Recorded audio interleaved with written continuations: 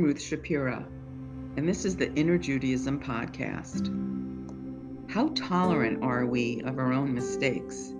Do we forgive others more easily than we forgive ourselves? In this podcast, I'll be asking you to think about some pretty important questions that you may not have thought about before. Or maybe you have, and you want to revisit them. Well, welcome. How gentle are you with yourself? How easily do you bounce back after a failure? Think about all the times that you've committed the same mistake that you promised yourself you would never do again. You know, the times when you said to yourself, okay, so this is the last time. But almost predictably, that time occurs over and over and over again. Yep, habits are hard to break and even harder to adopt. In Hebrew, the word habit is hergel. This is no sheer accident because the root word of hergel is regel, which means foot. So the message here is clear. Habits are made by action, repeated actions, just like the foot takes in walking. You know, as in the expression, walking the walk. The magic of Hebrew cues us in to what it takes to begin to change ourselves. I read that it takes 90 days for a habit to develop a neuropathway in the brain, solidifying the connection to behavior. 90 days! Do we give ourselves that kind of leeway? Our tradition says that we cannot properly comprehend a Torah teaching unless we first make some mistakes. So in order for us to gain a new understanding and for it to take hold, it will take trial and error. This is the slow but sure way to learn. As children, we stumbled many times before we learned to walk. Can you imagine getting angry at a child who was learning to walk? Or falls down? Or losing patience for the child who was learning to ride a bicycle? But how patient are we with ourselves when we fall down? We're hard on ourselves, aren't we, when we seek to change our own patterns and behavior. But making mistakes is part of the learning process that we accept for others, but we need to accept it for ourselves as well.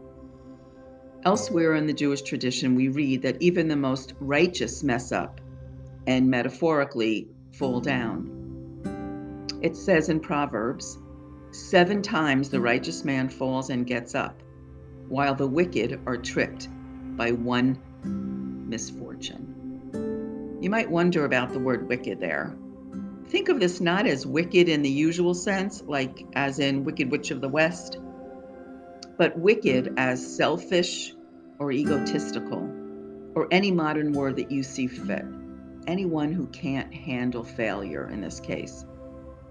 The loss of perfection is just too overwhelming for them to even continue. The temptation to be perfect by not making a mistake is itself a mistake. But a person who is beyond reproach, a tzaddik, a righteous person, falls 7 times, yet rises up again, never giving up, never giving in.